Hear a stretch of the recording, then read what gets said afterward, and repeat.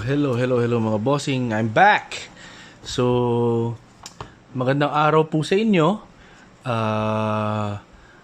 Ito po ang version natin ng as a brief unboxing and review. I want to make it quick. Kasi supposedly ayoko na magbigay ng review dito sa SMOK RPM because na-launch to about 2 weeks ago already. It's been a while. So I've been using this device so mga 2 weeks na mahigit. So and I want to give you some points and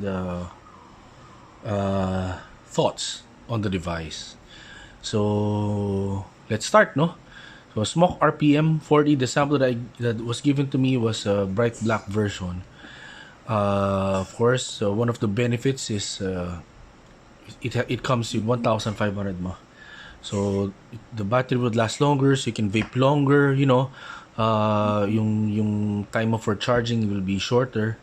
So variable wattage, that's one of the first na may wattage na device. No, it comes in 40 watts. One of the first na umabot ng 40 watts. So mesh RPM, mesh Nord pod. So dalawa yung pod niya plus now it comes with the IQR chip. So what's inside the box? The device, as I mentioned, dalawang pods, standard pod and the Nord pod. So you can also use your Nord pods here.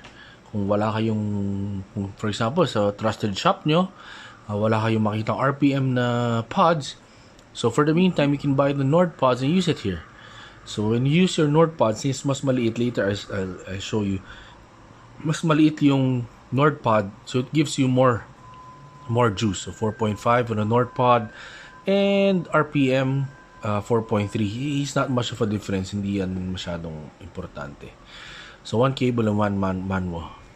So let's go. Let's start. So comes with the warranty card and the user manual. As I mentioned on the past videos, please take time to read it, because you learn a lot from the user manuals all the time for the safety, yung mga warnings, which is which a button, everything I'm gonna say here actually it's here. Ang bibigay lang natin sa inyo is most important thing is how I feel about the device based on my experience. We've been vaping for quite a while, based on my experience. So ito po, it comes with the device. It comes in black. Yung kulay ko is colored bright black. So the sides are carbon fiber, or looks like it. So here, so it's nice. I think this is zinc alloy or aluminum, I think. It's nice. It's light for its size. I think it's light. It's nice. So the pods, as I mentioned earlier, dalawa yung pods niya. So one, makikita natin dito, ito yung important dito. Makikita natin is ito. Makita mo on the right side, binakalagay na Nord and may arrow, and sa left side may RPM and arrow. So this shows you which pod and which coils to put in it. So yun siya. The black is the Nord pod and the clear is the RPM pod. So nagamit ko na siya for 2 weeks as I mentioned. So yan. So let me explain to you how you put the coils and the airflow. Let me talk about the airflow. The airflow is this. Yan na siya. So kung ano yung nakikita mo dyan, this device doesn't come in a adjustable airflow. Kung ano siya, yan na siya. Kung paano mo siya hinipak, yan na siya. So you take out the coils, kunin mo siya dito, sa uka na yan, with your nails, you take it out. Very easy. So, kasi ito yung ating 0.6 na coil. 0.6 na Nord coil. So, how you put it in, is the same thing. Kung nasan yung uka niya, ipasok mo lang siya doon ng matigas. Yep, put it like that. Tapos na. So, how you put it in the device, of course, yung airflow natin is this one. Makikita mo yung butas dyan, you can see. Diba? Pasok mo lang din na butas here. So, there's a clicking action. So, that's it. That's how you do it. Start ka na kagad. So, gamitin natin yung RPM pod na gamit ko na. Yan. So, maganda dito, the pod itself doesn't move. Wala siyang, wala siyang movement at all, which is very okay, very nice kasi hindi malalaglag yung mga pods ninyo. Especially sa motor, kasi marami tayong mga customers na ganyan nalalaglag yung mga tangke sa motor, whatever. So, ito yung pod mo, hindi matatanggal at all. So, maganda. So, let's turn it on. 5 clicks to turn it on. SMOK. The real pod mod. That's it.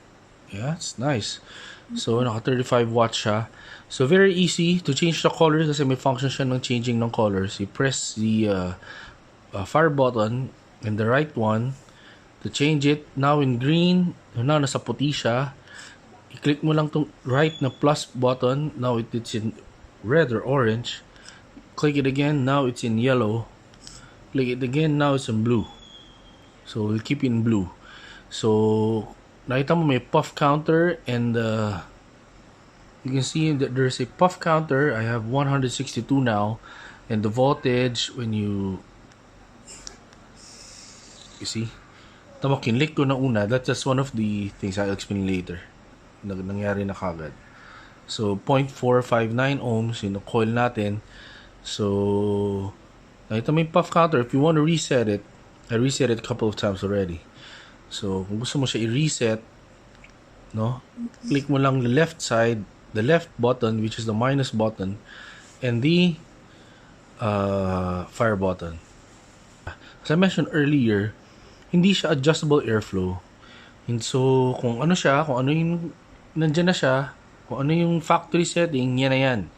So, how can I say it? Hindi siya the same pod. Actually, I don't want to say that this is a pod. It's a pod because it's small. Pero hindi siya same as the pods that we're used to. Like the Bident, like the Caliber na MTL lang. So, this device is a direct-to-lung device.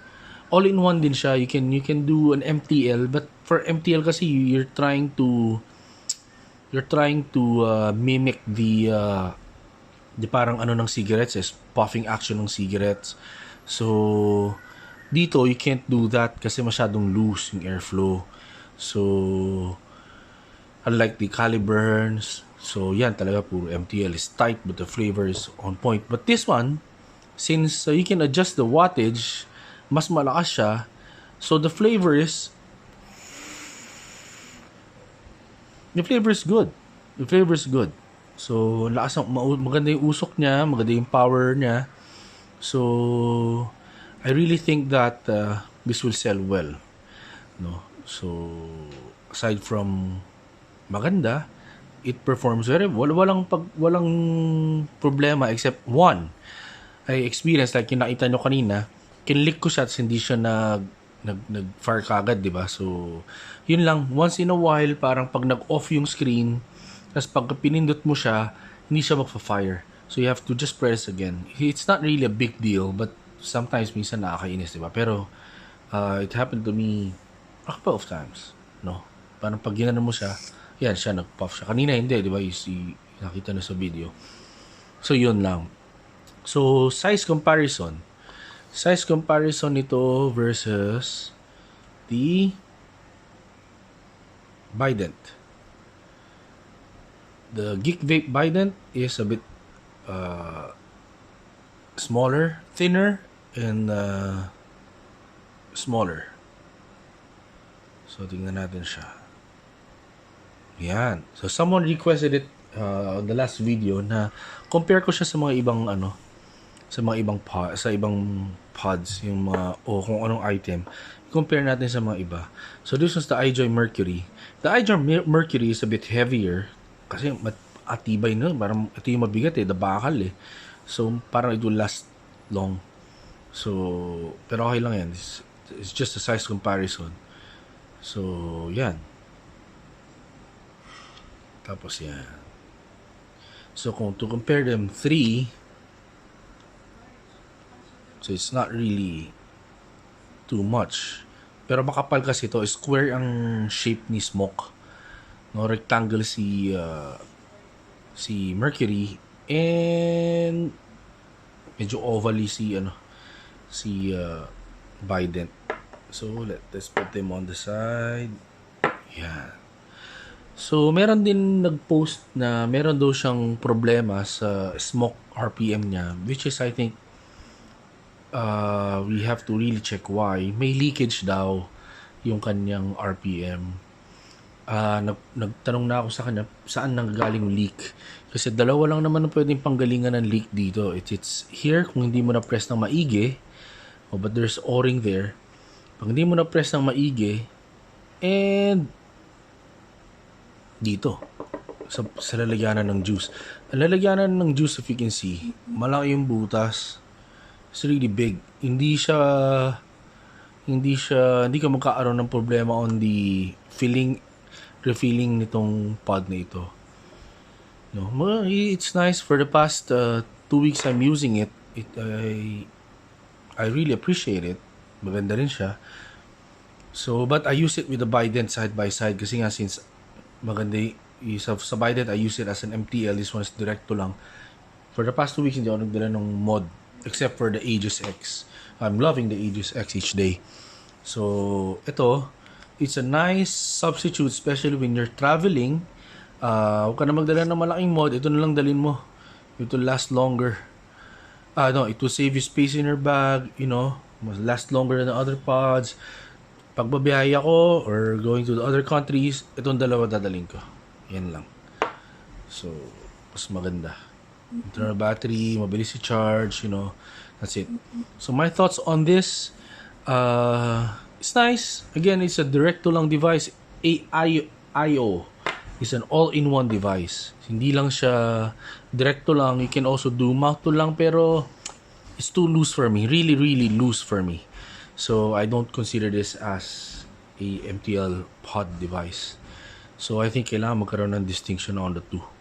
So, airflow-wise kasi maluwag masyado. But it's an everyday thing. Mas ma-appreciate to ng mga mod users na nag-try ng mas maliit na device. But sa mga cloud chasers, they want it at higher. On the average, I think the mga users, I think the max that they can do is 80 watts to appreciate everything. Because going higher would mean, mas mainit, sobrang init, So, before nagka-cloud chase din ako talaga. So, tubo ang gamit ko. So, now, uso ang pods. So, let's do it. So, sa Sales Shack, we're selling this at 1,500. I think one of the cheapest in the market. So, may dumating na tayong stocks yesterday. So, please guys, bili na kayo. We have limited stocks, especially on the coils. Next week, darating pa yung mga coils natin, na RPM coils.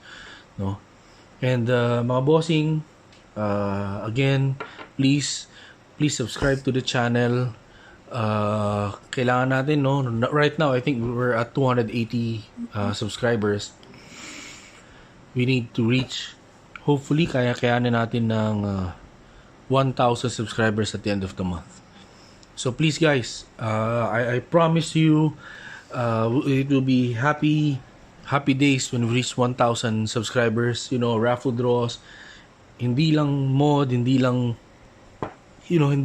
e-cigarettes, hindi lang vape. Anything that I can get my hands to, like electronics and stuff, I give it out. So, please, mga bossing, maraming salamat sa suporta. Again, please, Sales Shack M&L, we have 5 branches in Pasig. Makati is the main, Las Piñas.